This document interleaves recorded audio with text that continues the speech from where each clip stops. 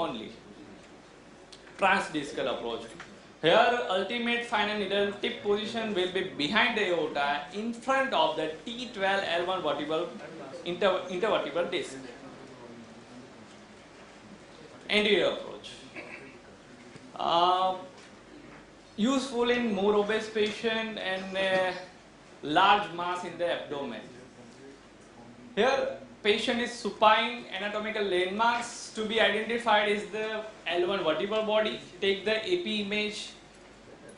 Align the end plates of the L1 and needle entry point would be targeted on the L1 vertebral body under fluoroscopic guidance in the midline epigastrium.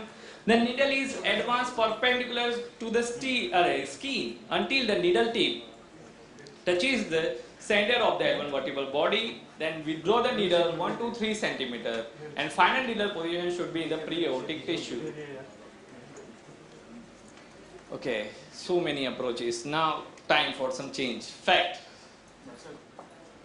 Okay, many times we discuss about the continuous fluoroscopic image during the procedures which we are doing around the spinal cord. So it is important to know about the size of the steroid particles and the medullary arterioles around the spinal cord.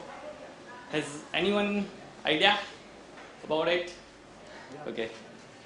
Methylprednisolone and triamcinolone contain crystal aggregation particles ranging from 1 to greater than 100 micrometer, which have the potential to occlude the medullary arterioles measuring 10 to 15 micrometer in diameter.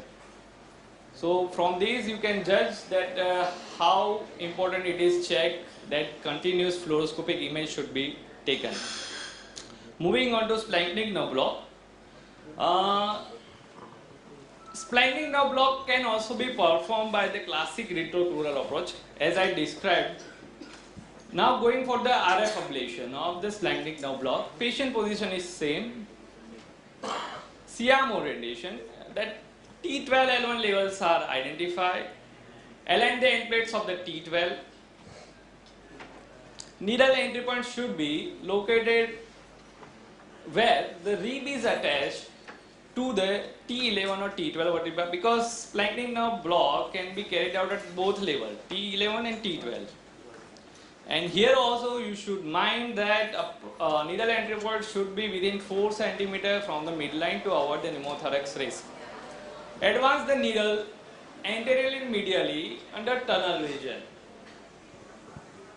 till the vertebral body contact. Needle should hug the vertebral body and final needle position should be at the junction between the anterior 1/3 and the posterior 2/3 of the lateral surface of the vertebral body. Contrast confirmation should be done, and here blocking agent volume requirement is 7 to 10 ml. Radio frequency ablation is carried out at 15 mm active tip needle. After sensory and motor stimulation check, radio frequency ablation is carried out at 80 degrees Celsius for 90 seconds for 2 cycles. Lumbar sympathetic block. Here you can easily imagine the needle direction by these arrows. Patient position is same as that of select plexus block. Siam orientation. Start the Siam in AP position with extremity below the patient. Identify the level on which you want to give the sympathetic block. Align the end plates by craniocaudal tilt. Oblique the image intensifier on the axillateral side till the transverse process of the body will disappear just behind the lateral margin of the vertebral body. So here is the needle entry point just medial to the lateral margin of the vertebral body, and needle should be advanced in the tunnel vision according to fluoroscopic guidance. It should touch the vertebral body, and ultimately final needle position should be in the anterolateral border of the vertebral body just anterior to psoas muscle, which can be felt as a give up sensation while advancing. This is a contrast confirmation. 5 to 8 ml of the volume is required to block, and therapeutic RF should be carried out with the 10 mm active tip needle with 60 degree temperature for 60 to 90 seconds for 3 cycles. Superior hypogastric block. Here you can appreciate the location of the superior hypogastric block at the level of the lower margin of the L5 vertebral body and the upper margin of the S1 vertebral body on the both sides. Two techniques, two approaches, lateral technique and transdiscal approach. Here is the needle direction for the lateral technique. Patient position is prone with pillow under the abdomen, Siam orientation, where identify the L5 level, align the end plates of the L5, make the Siam, image intensify oblique to the ipsilateral side, and take care not to bring the iliac bone more medially, which can create difficulty in placing the needle. This is the needle entry point, just medial to lateral margin of the L5 body. Direction of the needle, that is under fluoroscopic guidance in the tunnel vision. Advance the needle till it touches the L5 vertebral body, like in this. This is the needle in the tunnel vision. Advance the needle in the lateral view till it reaches the anterolateral border of the L5, lower margin or S1 upper margin. 5 to 10 ml of blocking agent is used for the block. And this is the RF, that is 10 mm active tip needle is used after motor and sensory chair. It should be carried out at 70 degrees Celsius for 60 seconds up to 3 cycles. This is a superior hypogastric block by transdiscal approach. It is simple to understand that needle should advance within the L5 S1 disc to reach to the L5 lower margin and the S1 upper margin. Moving on to ganglion of Impa block, last block. 3 approaches: lateral position approach, lithotripsy approach by blind technique, prone position approach, there is trans-sacrococcygeal approach by fluoroscopic approach, and the paramedian fluoroscopic approach. In blind technique,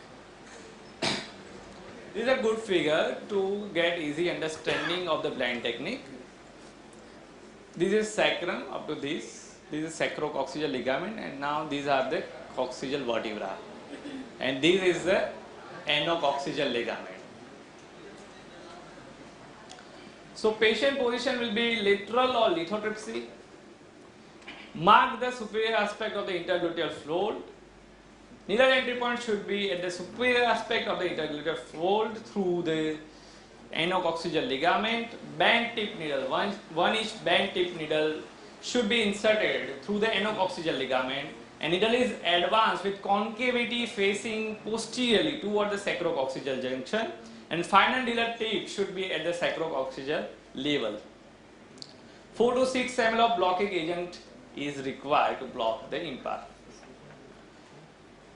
Fluoroscopic approach, prone position, trans-sacrococcygeal also it is said.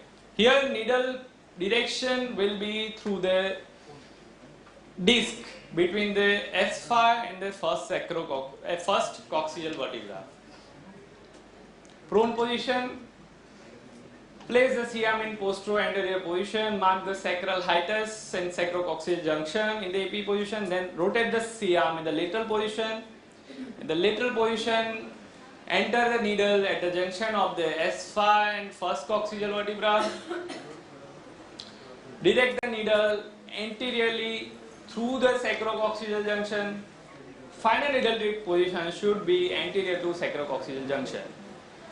2 ml of contrast is used to confirm the final tip position, and 4 to 6 ml of blocking agent volume is required to block the impart.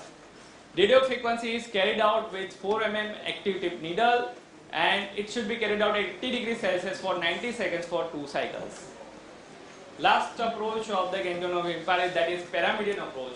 It is nothing but enter your needle just lateral to first coccygeal vertebra, lateral to transverse process of the first coccygeal vertebra, manipulate the needle anteriorly, camphalate and medially under the Siam image guidance. Ultimately your needle tip should just anterior to sacrococcygeal junction.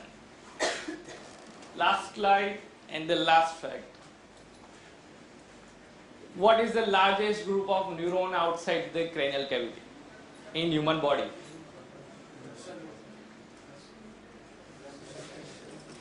That is SPG, spinopalatal ganglion. Thank you.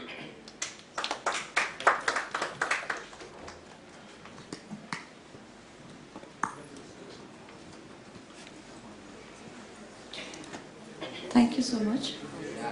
Next speaker is Dr. Anamitra Mandal. The topic is needle placement for head and neck procedures.